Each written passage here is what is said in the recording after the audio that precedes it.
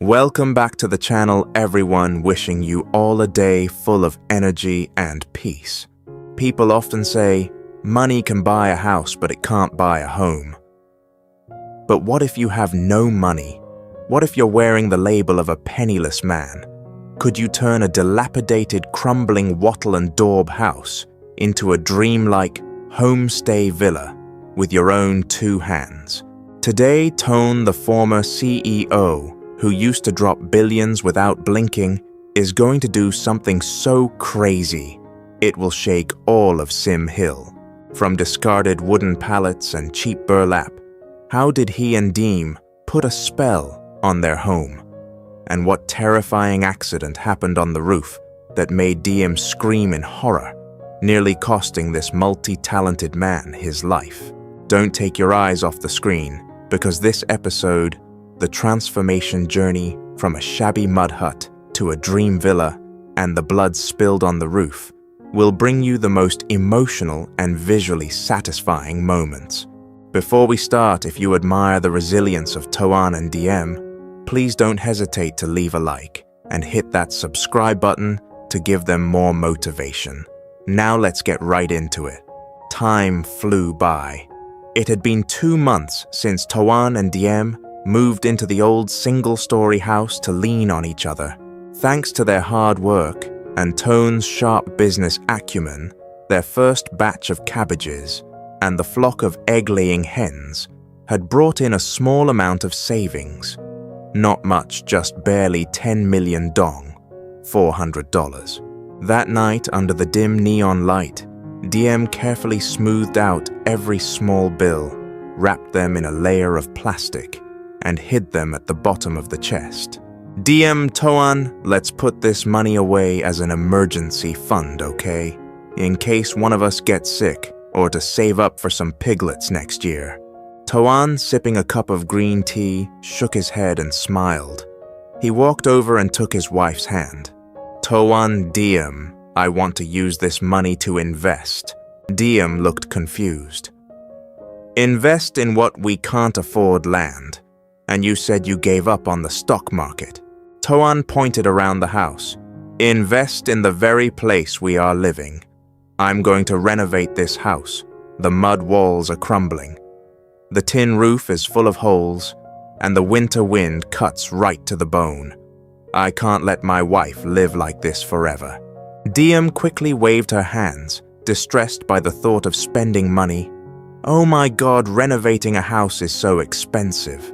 Workers cement sand gravel. 10 million won't even make a dent. It might just be enough to build a bathroom. No, we are poor, let's just make do. I'm used to it, it's fine. But Tone had made up his mind. He was a CEO. His mindset was to optimize every resource. He didn't need high-end carpenters or expensive imported materials. He pulled an old flattened cement bag from the corner of the house, grabbed a pencil borrowed from a neighbor's kid, and quickly started sketching. Just 10 minutes later, a floor plan appeared. Toan, look here. I'm going to cover this entire mud wall with pine wood. I'll break this window open wider and make a glass arch to catch the light from the rose garden you planted. This corner will be a reading nook. This money isn't enough to hire workers, so I will do it all myself. DM looked at the drawing, which looked like it belonged in a magazine, and then looked back at her husband's pale hands. She felt both pity and skepticism, but seeing the fiery determination in Tone's eyes, she nodded. The next morning, the beat-up air blade fired up again, but it didn't head to the market. It went straight to an industrial zone 20 kilometers away. Tone found a packaging factory and bought their used pine wood pallets for next to nothing. The planks were covered in mud, rusty nails, and sharp splinters. People watched Tone strap that pile of scrap wood to his motorbike and chuckled to themselves. A bright-looking guy like that picking up trash for firewood. Toan just smiled softly. Little did they know, in the eyes of a visionary, trash can turn into gold. Back home, the construction site officially opened.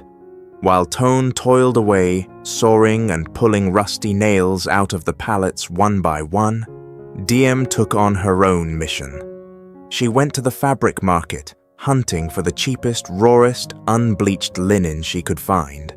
Back home, Diem cut and sewed them herself, using tree bark and dye yam to color the curtains, and meticulously wove rattan lampshades she had learned to make from the local village elders.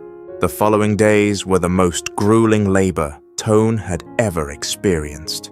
From a man used to sitting in an air-conditioned office, signing papers, Tone was now wrestling with saws, sledgehammers, and the pungent smell of varnish.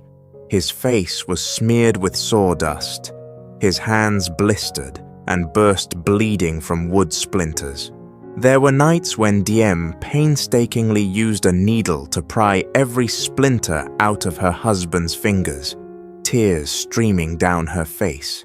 "Honey, take a break for a few days. Your hands are ruined. I told you living in a mud house is fine. I never complained." Tone gently pulled his hand back and wiped his wife's tears.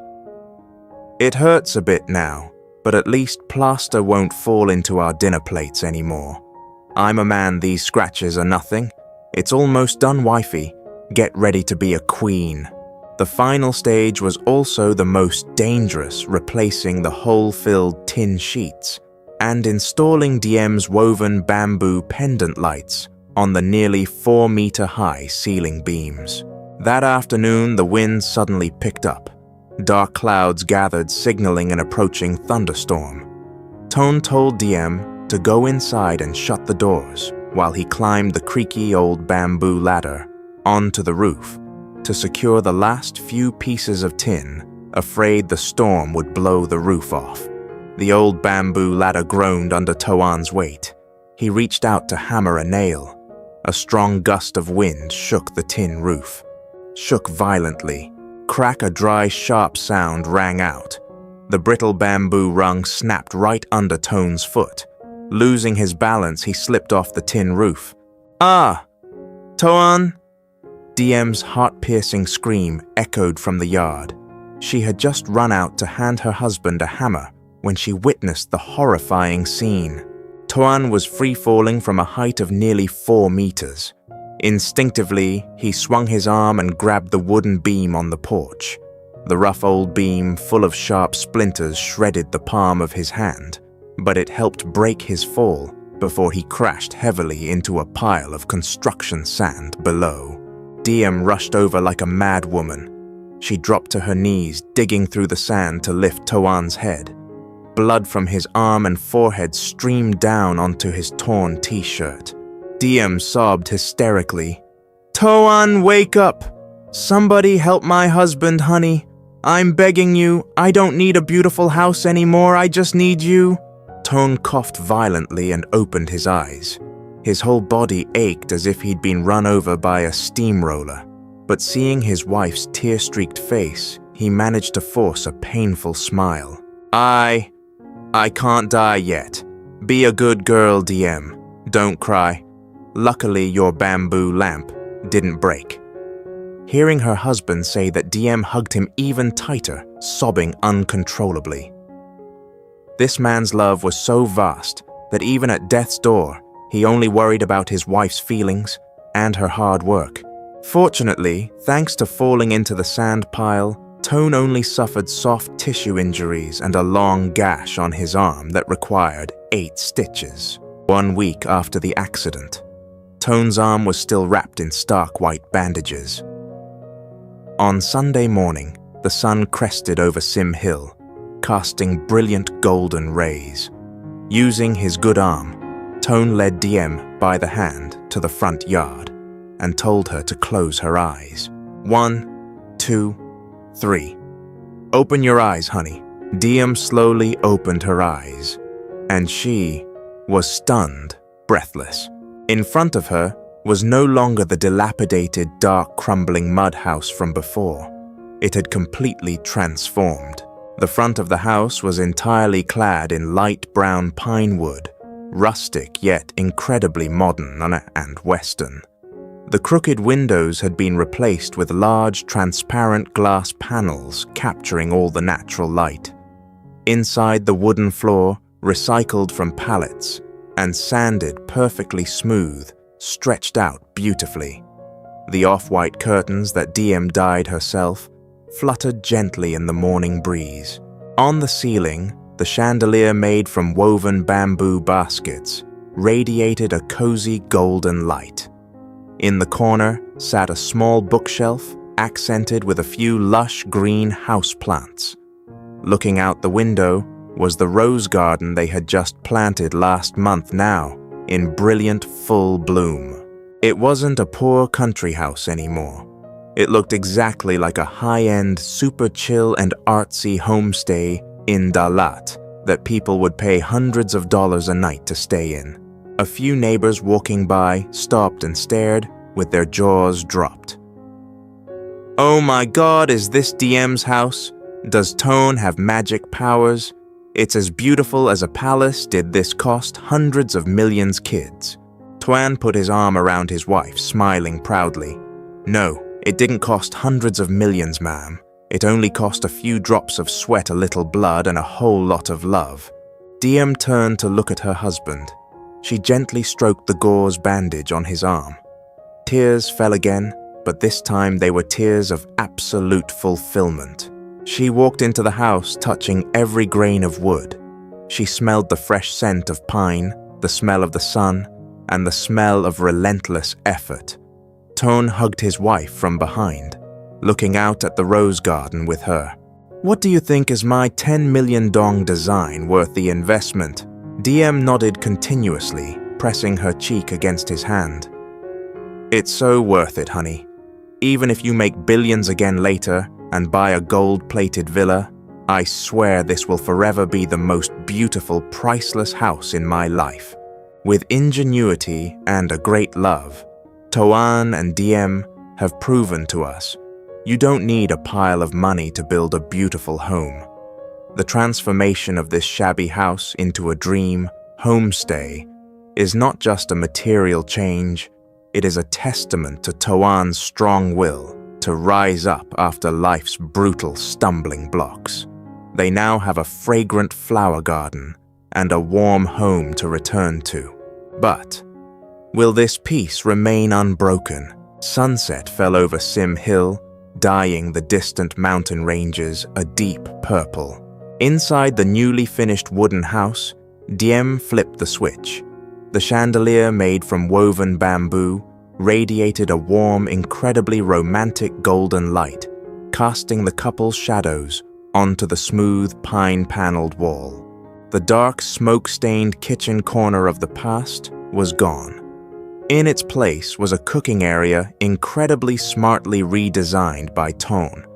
The hole in the tin roof had been patched, and a homemade galvanized tin chimney was erected to draw the smoke outside. The kitchen table built from scrap wood the other day was now placed neatly next to a small window overlooking the backyard. Diem put on an old apron and started preparing dinner. Today was a celebration for the new house, so she decided to go all out. She caught a young hen in the coop, picked some fresh greens from the field, and dug up a few fresh bamboo shoots. Tuan walked into the kitchen. His right arm, with its 8 stitches, was still suspended in a white sling across his chest, but his face was beaming. "Tuan, hey there, new boss lady of the house, need a hand with anything?" Diem turned around, glaring at her husband but smiling affectionately. "How are you going to help when you're hurt like that? Go sit on the chair and rest right now. Your arm was slashed open, you lost so much blood and you still refuse to sit still." Tuan walked over using his good left arm to gently wrap around his wife's waist, from behind resting his chin on her shoulder. "It's lonely admiring the house by myself out there.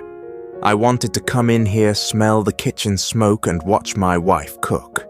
I'll only use my left hand to pick the vegetables. I swear I won't use my right. Let me help, it's our housewarming dinner after all." Seeing her husband begging like a child, Diem had to give in. She pulled a stool into the corner of the kitchen. "All right, sit here and pick these sweet leaf vegetables. Remember, only use one hand. If that other arm moves and tears the stitches, you're going to pay for it." And so in that small kitchen, a beautiful picture unfolded. The wife swiftly sliced meat-marinated spices and stir-fried. The husband, with one arm hanging in a sling, patiently stripped sweet leaves with his other hand. The crackling of firewood and the sizzling of oil in the pan blended with their cheerful chatter and laughter. Huyen realized he had once spent hundreds of millions on five-star restaurant chefs to cook for him, but no dish, no moment had ever made him feel so hungry and crave peace as much as this. After nearly an hour, the meal was ready. They no longer had to spread a mat on the floor. Tone had used the last bit of scrap wood to build a small Japanese-style dining table, placing it right next to the large glass window in the living room overlooking the rose garden. The food was laid out. A plate of golden boiled chicken sprinkled with fragrant, thinly sliced lime leaves. A piping hot bowl of fresh bamboo shoot soup with pork meatballs steaming profusely. A plate of vibrant green sweet leaves stir-fried with garlic. And most specially, Diem brought out a bottle of homemade corn wine she had saved since Tet. Ton sat cross-legged at the table, taking a deep breath. "Smells amazing. My wife is truly the best chef in the world. Look at this sitting here, eating boiled chicken, drinking corn wine, admiring roses through the glass. Tycoons in the city could spend billions and still not be able to buy this feeling." Diem poured the wine into two tiny ceramic cups, placing one in front of Tone. "You've got quite an imagination. They eat Kobe beef and drink French wine. But for me, getting to sit in this house built with my own husband's blood and eating this meal, I'm perfectly content.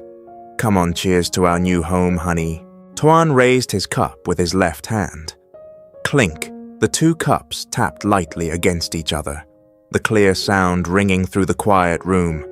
The spicy corn wine flowed down their throats, warming their entire bodies.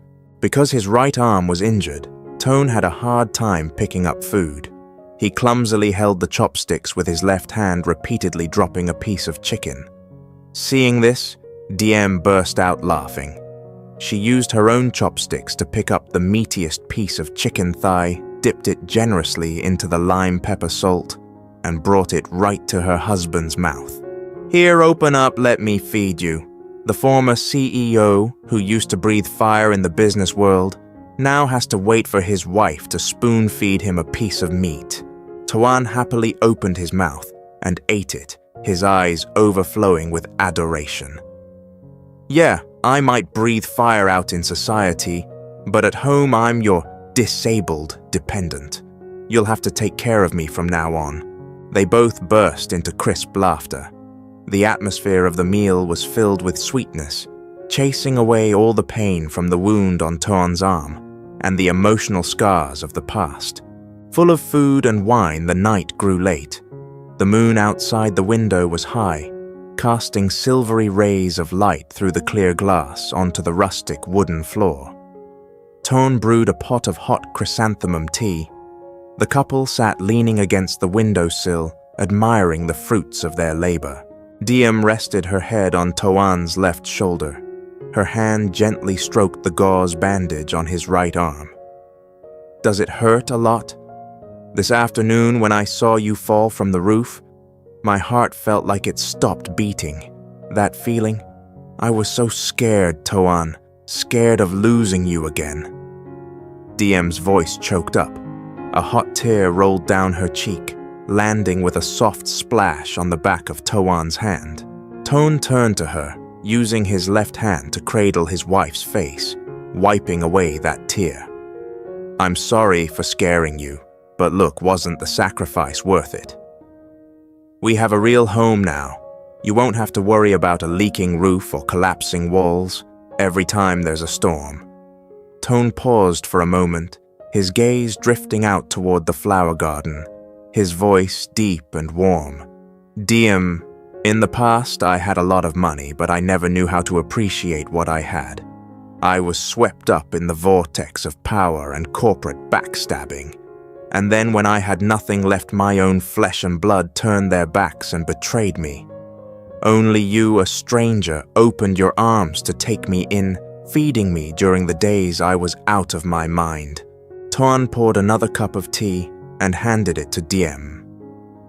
"This house and those flower beds out there are my apology for the hardships you've had to endure. And they are also my promise. No matter what tomorrow brings, I will protect this home to the very end." Diem threw her arms around her husband's neck, crying uncontrollably. All the suppressed emotions, all the grievances from the grueling months past, seemed to be completely released. This small wooden house didn't just provide shelter from the rain and sun anymore. It sheltered the greatest, most sincere love. The couple held each other for a long time under the moonlight. The peaceful and beautiful scene was like a real-life fairy tale. However, in life, the tree wants to stand still, but the wind won't stop blowing. Right at this very moment, while Tuan and Diem were enjoying perfect happiness in their new home, hundreds of kilometers away in a luxurious city villa, a man in a black suit was taking a drag from a cigar, his eyes fixed on an iPad screen. On the screen was a sneak peek photo of the beautiful wooden homestay on Sim Hill that was going viral on social media, with the headline, "Discovered a super chill, flower-filled wooden house belonging to a poor farming couple." The man zoomed in on the photo. In the corner of the picture, slightly hidden, he caught a glimpse of a man in a frayed t-shirt standing there, watering the plants. Even though it was just a side profile, and even though the man looked tanned and haggard, he couldn't mistake him. He threw his cigar onto the floor, grinding his teeth. "So you aren't dead after all. Tuan, you lost your memory, but you still have the free time to build a house and plant flowers, huh? Let's see how long your little happily ever after lasts." Outside the wooden house on Sim Hill, a cold gust of wind suddenly swept through, rustling the rosebuds and making the tin sheets on the roof rattle. Tuan suddenly shivered. He had a dark premonition, sensing a chilling murderous intent aiming right at him. He pulled Diem closer, his eyes turning sharp and cold. Dear viewers, Tuan and Diem's housewarming dinner, filled with tears of happiness, seemed like the perfect fairy tale ending to their days of storms. But that fateful photo on social media has accidentally awakened enemies lurking in the shadows. The former CEO's existence has been discovered.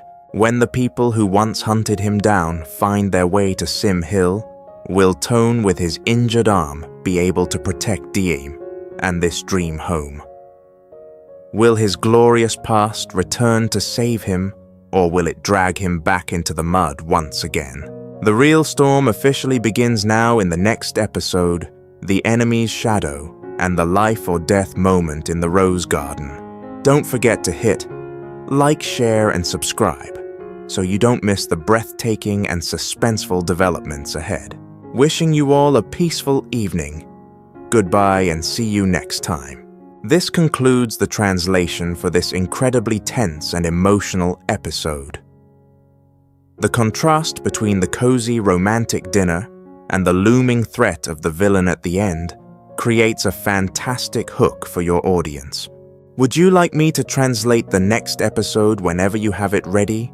Or is there anything else I can help you with today?